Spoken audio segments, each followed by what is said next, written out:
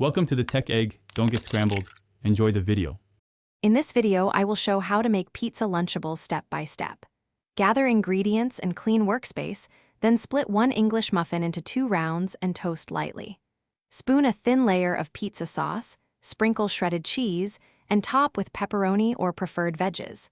Pack components separately for freshness and include a napkin and small fork. Enjoy a homemade Lunchables that tastes better and saves money. Start by toasting the English muffin halves until just golden to avoid soggy lunchboxes later. Spoon about 1 tablespoon of sauce onto each half and spread evenly to the edges for consistent flavor. Sprinkle cheese so it fully covers the sauce, then place 2 or 3 pepperoni slices or thinly sliced veggies on top.